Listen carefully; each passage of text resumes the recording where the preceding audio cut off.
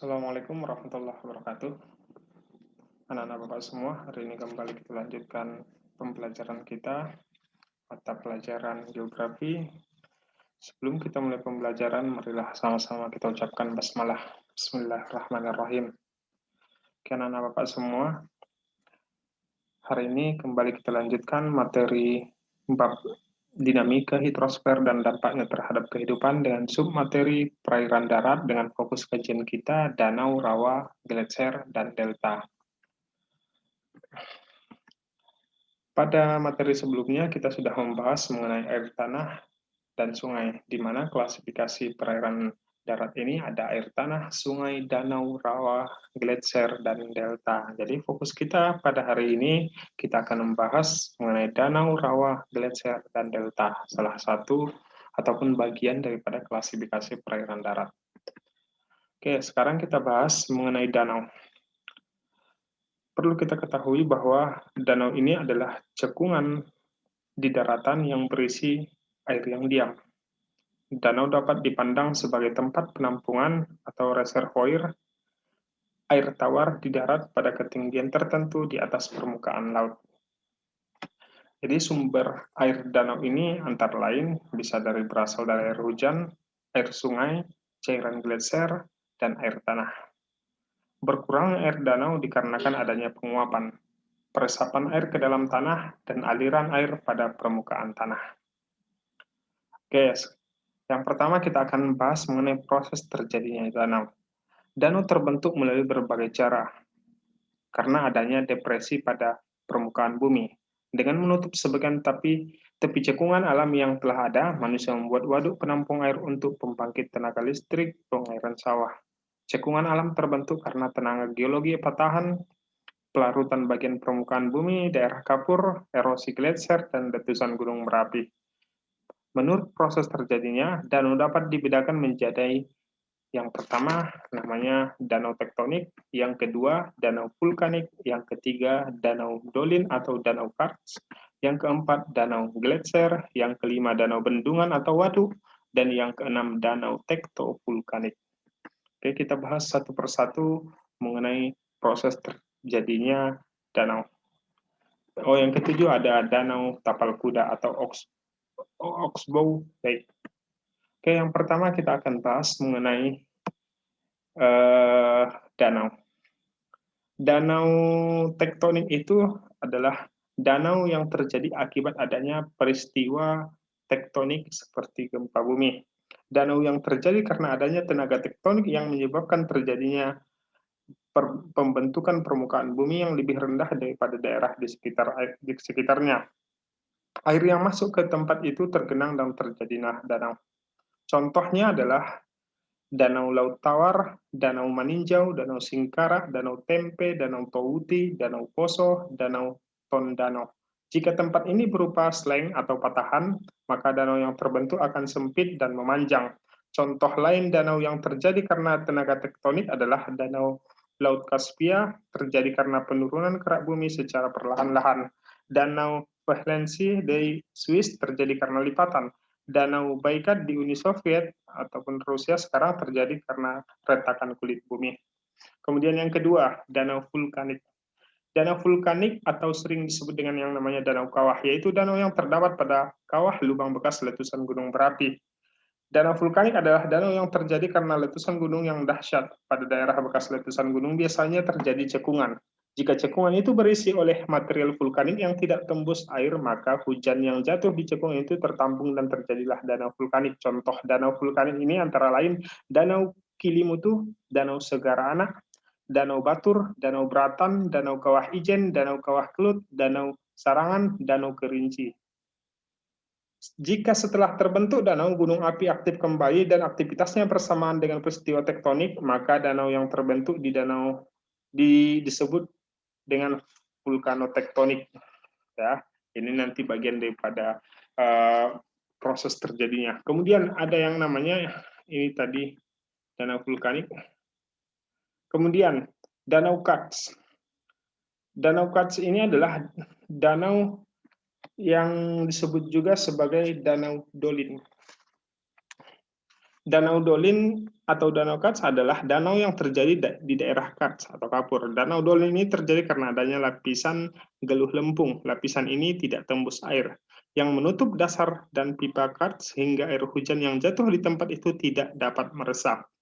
Jadi, karena tidak bisa ditembus oleh air, maka air itu tergenang karena tertampung, karena tidak adanya peresapan.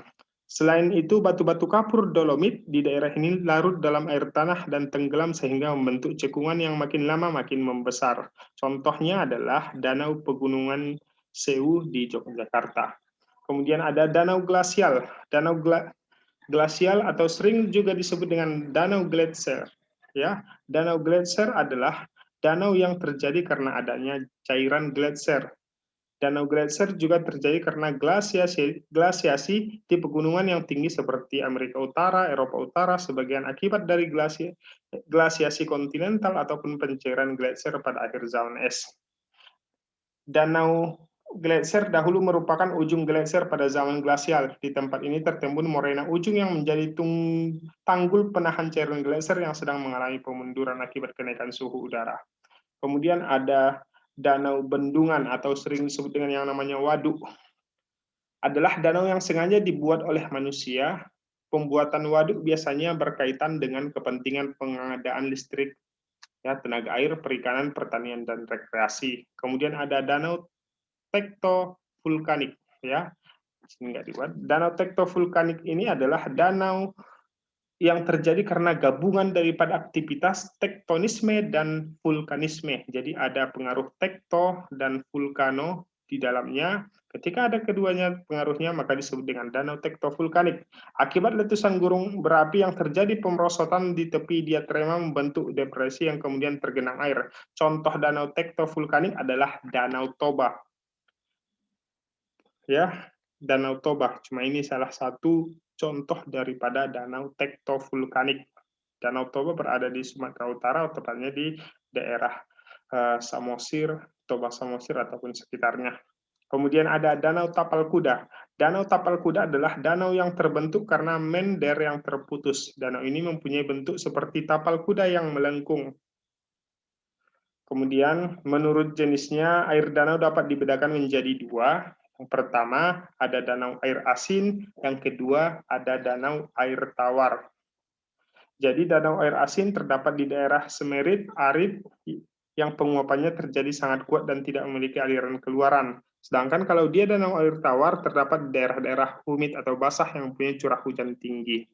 Manfaat waduk, yang pertama, pencegahan banjir di musim hujan, pencegahan kekeringan di musim kemarau, usaha pengairan, usaha pembangkit tenaga listrik, usaha perikanan darat, sarana olahraga air seperti dayung dan ski, dan tempat rekreasi. Manfaat danau, pengairan lahan pertanian, irigasi, pembangkit tenaga listrik, perikanan, rekreasi, olahraga, pelayaran, menampung kelebihan air agar tidak menimbulkan banjir di daerah sungai bagian hilir.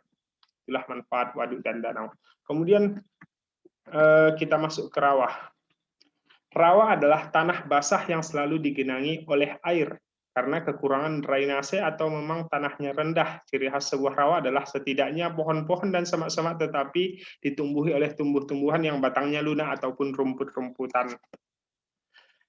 Kemudian, kalau kita kaji yang namanya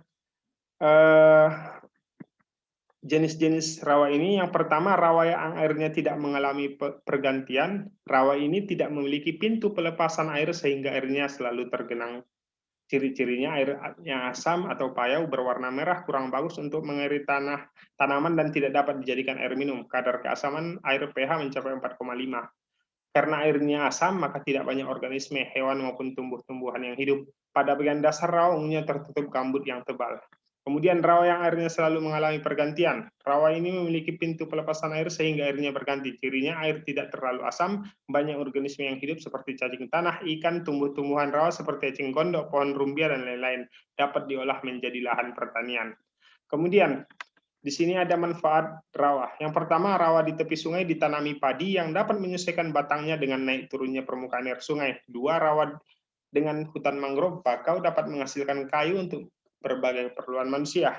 Yang ketiga, rawa pantai dengan nipah ya dan rumbi yang tumbuh di dalamnya digunakan untuk penghasil bahan atap. 4, beberapa jenis rawa dapat menghasilkan ikan. Yang kelima, daerah rawa dapat dijadikan tempat permukiman dengan rumah-rumah bertiang tinggi dan perahu sebagai alat angkutannya. 6. Setelah dikeringkan, rawa dapat dijadikan lahan pertanian dan tanah kering. Oke, kemudian kita masuk ke teori selanjutnya, yaitu gletser. Ketika berbicara mengenai gletser ini, perlu kita ketahui bahwa gletser itu adalah massa besar es butir yang terbentuk dari penimbunan salju dan bergerak menuju ke bawah akibat gravitasi bumi. Secara umum, gletser bergerak menyebar ke daerah yang lebih luas melalui lereng. Lidah gletser pada musim dingin lebih panjang daripada musim panas. Luas penutupan wilayah permukaan salju tergantung dari jumlah salju yang turun dan letak batas salju. Oke, gletser ataupun salju. Yang pertama, kita lihat terjadinya gletser. Suhu udara di daerah beriklim dingin dan sedang pada musim dingin serta daerah di atas salju dapat mencapai titik beku. Akibatnya, uap air yang terkandung dalam udara akan langsung mengalami proses pembekuan menjadi kristal-kristal salju dan bergerak turun ke permukaan bumi. Kemudian persebaran gletser di dunia bisa kita lihat antara lain di daerah Kutub Utara, Arktik, Kutub Selatan Antartika, Greenland, Alaska, Jazirah Skandinavia, dan Pegunungan Alpen. Kemudian manfaat gletser, terbentuknya danau-danau glasial, kemudian terbentuknya fjord sebagai hasil erosi glasial, gletser digunakan sebagai tempat penelitian ahli glasiologi, padang salju merupakan tempat berolahraga ski pada musim dingin sebagai sumber air bagi sungai di bawahnya. Yang keenam, daerah yang datarannya tertutup es dapat menyebabkan lahirnya kebudayaan khas, misalnya kebudayaan suku Eskimo. Kemudian kita lanjutkan delta. Delta terjadi akibat erosi oleh sungai yang besar. Sungai membawa berbagai jenis material dan tanah yang terendap di daerah muara sungai sedimen. Secara bertahap, sedimen membentuk pulau di muara sungai. Pulau di muara sungai ini secara tetap meluas ke arah luar dan ke dalam samudra. Bentukan ini disebut dengan yang namanya delta. Delta yang sangat luas dan berupa dataran rendah disebut dengan dataran aluvial. Kemudian syarat-syarat terbentuknya delta. Ada sungai yang menuju ke laut atau danau, lautnya dangkal, gelombang atau arus laut yang ada sangat kecil, tidak ada gerakan tektonik yang menyebabkan penurunan dasar laut atau danau di tempat muara sungai tersebut. Arus pasang surut tidak kuat, material batuan yang diendapkan di laut atau danau cukup besar dari waktu ke waktu. Itulah dia ukuran dan bentuk delta berbeda-beda. Jika sungainya besar, mengalir tenang dan tidak membawa sedimen, maka tidak akan terbentuk delta. Kebanyakan delta menjadi tanah yang hampir padat. Di beberapa tempat, delta dapat digunakan perumahan dan sarana yang lain. Contoh, delta yang sekarang telah menjadi permukiman adalah delta Sungai Rhine dan delta Sungai Schelde. Kedua delta ini terdapat di daerah negara Belanda. Oke, anak-anak Bapak semua, itulah dia pembahasan mengenai perairan darat dengan fokus kajian danau, rawa, gletser, dan delta. Demikian pembelajaran kita. Demikian juga pemateri kita pada hari ini. Apabila ada yang ingin ditanyakan terkait materi kita, silahkan diajukan di grup. Pak sudahi dengan salam. Assalamualaikum warahmatullahi wabarakatuh.